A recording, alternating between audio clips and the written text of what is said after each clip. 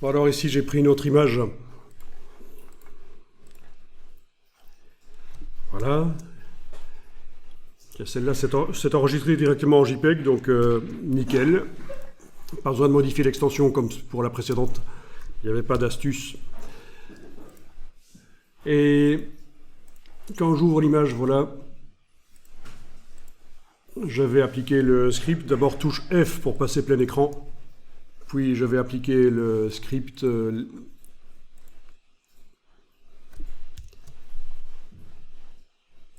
pour créer les calques. Voilà, c'est fait. Ok, donc ça c'est ce que vous avez fait précédemment. Mais alors il y a une petite astuce. C'est qu'on peut faire disparaître le décor et sans qu'on le voie, c'est prévu dans le script.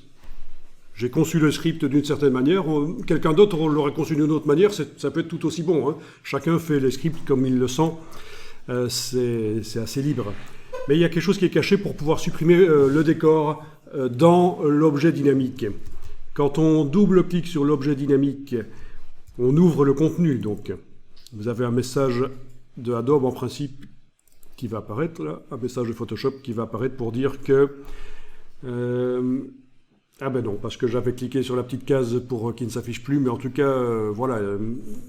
Si vous faites ça sur le Photoshop là que vous allez peut-être avoir un message qui vous dit, en gros, qu'une fois que vous aurez fait les modifications sur le contenu de l'objet dynamique, il faudra faire fichier enregistré.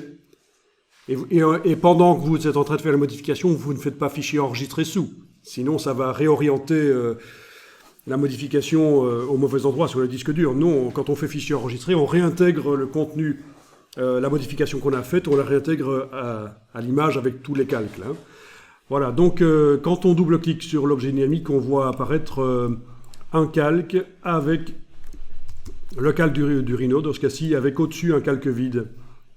Ça fait partie du script, sans que vous l'ayez vu, il est là. Donc en travaillant sur ce calque vide, on va pouvoir dessiner au pinceau en blanc sur le décor pour que ça n'intervienne pas dans la création du seuil. Voilà. Donc vous faites ça plus ou moins rapidement, plus ou moins proprement. Il ne faut pas être trop perfectionniste non plus. Ici, je le fais un peu salement quand même. Hein. Juste pour vous montrer le principe. Voilà. Avec des brushes plus ou moins grandes. Et évidemment, quand on termine, on va prendre des brushes plus grandes. Voilà. Etc. Et puis quand c'est fait, fichier enregistré. Fichier fermé. C'est en train d'enregistrer. Oui, j'ai un Photoshop particulièrement lent aujourd'hui. Fichier fermé, voilà. Et donc, ça se voit déjà ici. Hein. Là où je suis passé en blanc dans le décor, ça ne génère plus des pixels noirs, forcément. Je vais fermer cette image-ci pour vous montrer que je l'ai fait un peu plus proprement avant. Un peu plus proprement, hein, un peu.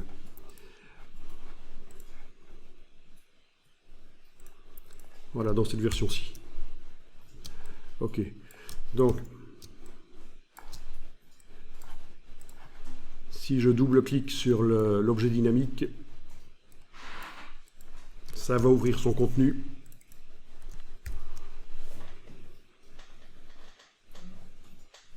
Voilà. Et vous voyez que j'ai dessiné un peu plus proprement autour de la bestiole avec des pixels blancs. Et si jamais vous faites une erreur, que vous dessinez trop en blanc, bien sûr, il va falloir gommer. Ce sera l'idée. Hein. Voilà. Imaginons que vous ayez fait des erreurs, que finalement, c'est pas bon. Il suffit de gommer les pixels blancs avec la gomme. Voilà. Qui a également sa taille de brush. Voilà. Ok, ça va? Alors, regardez un peu ce que j'ai obtenu ici. J'ai gommé avec la gomme et j'ai cet effet de bosse, plein de bosses.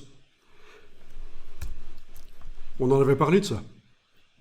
Non, vous voyez pas d'où ça vient? Pourquoi quand j'utilise la gomme, j'ai cet effet de bosse?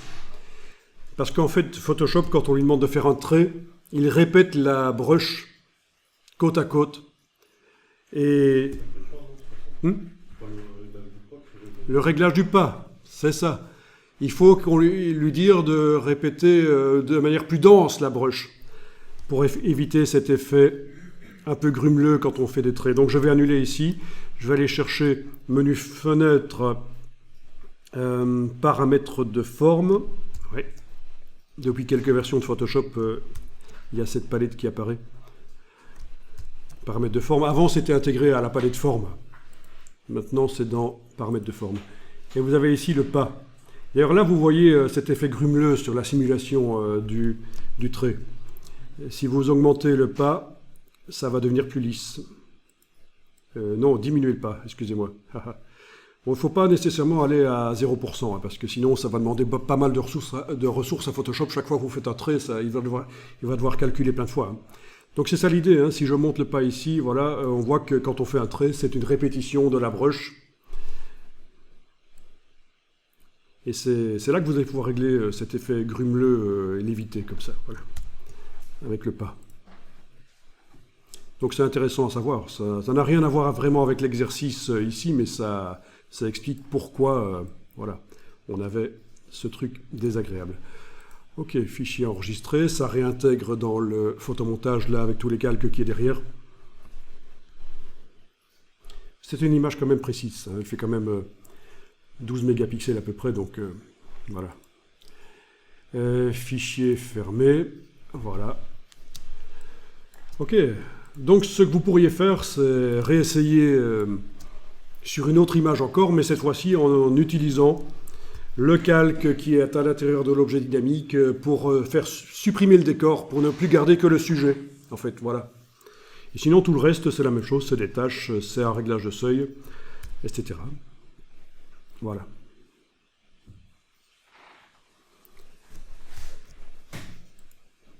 Je vais réafficher le groupe là, touche majuscule. Allez modifier la valeur de seuil. Elle est déjà bonne pour moi.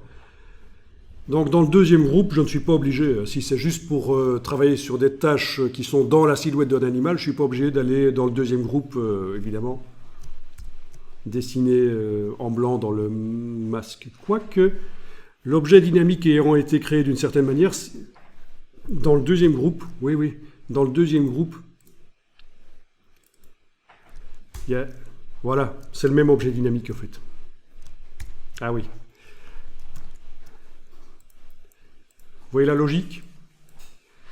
Vous vous souvenez, j'étais dans le groupe 1, je suis allé modifier l'objet dynamique ici. Dans le groupe 2, l'objet dynamique du groupe 2 est modifié aussi pour la bonne raison que c'est le même en fait. C'est deux occurrences du même objet dynamique. C'est comme ça que Photoshop fonctionne de base quand on duplique un objet dynamique. Hein, et le script a fait d'abord un premier objet dynamique dans le premier groupe, puis le groupe a été dupliqué en groupe 2. Quand on duplique un objet dynamique, c'est une nouvelle occurrence en fait. Si vous modifiez dans un des objets dynamiques, ça modifie dans l'autre aussi parce que c'est le même en fait. Voilà, et donc j'étais en train de dire que oui, ici, je suis en train de modifier éventuellement l'intensité lumineuse. Voilà, avec le pinceau, avec la palette de couleurs. Voilà, pour faire apparaître plus ou moins les détails.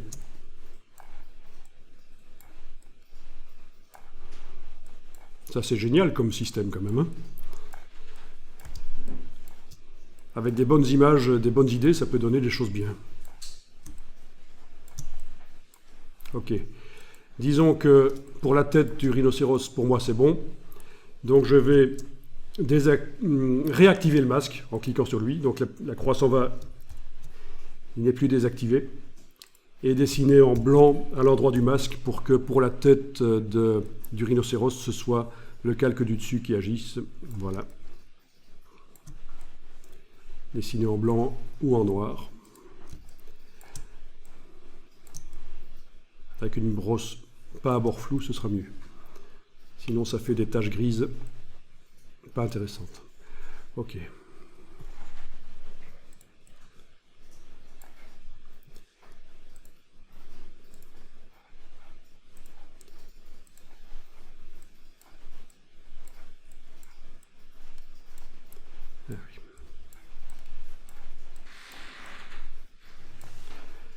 Ok, ok.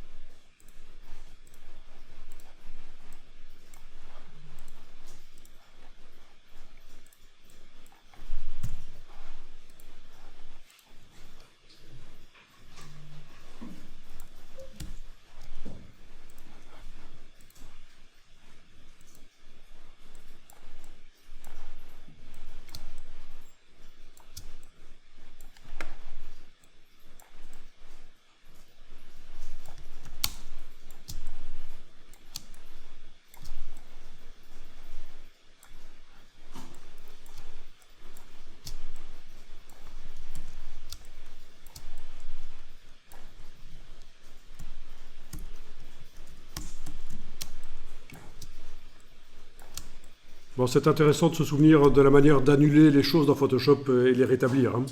Commande Z pour annuler. Si vous êtes dans la version 2019, commande Z plusieurs fois de suite, annule plusieurs fois de suite. Si vous êtes avant la version 2019, je pense qu'il va falloir faire commande Alt Z pour aller plusieurs fois en arrière. Commande majuscule Z pour rétablir.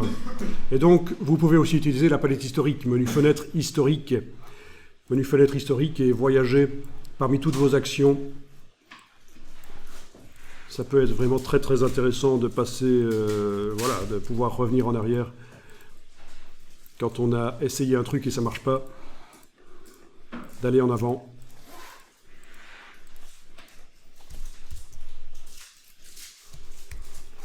Alors ce qui peut être intéressant aussi, c'est de suggérer les formes. Ici, la forme du rhinocéros n'est pas parfaitement définie finalement par rapport à ce que j'ai fait. Il manque toute une partie de la silhouette, mais votre œil, votre esprit reconstruit évidemment la silhouette du rhinocéros. Et malgré qu'il n'y a que quelques petites taches qui définissent le dos du rhinocéros, c'est pas un problème, quoi. Donc voilà, ça, il faut aussi penser qu'on peut être dans la suggestion comme ça des formes.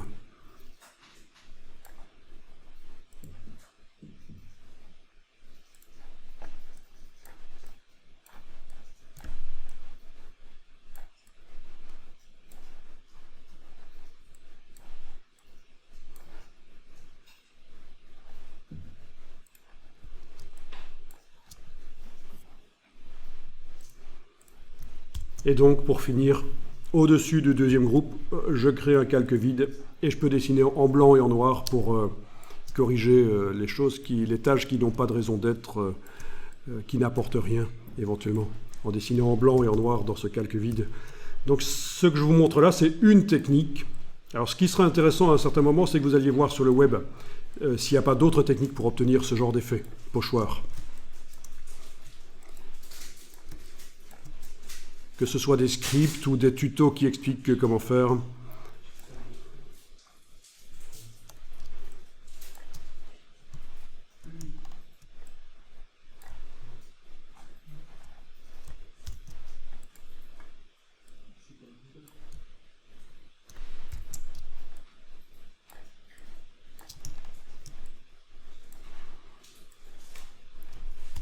Donc voilà.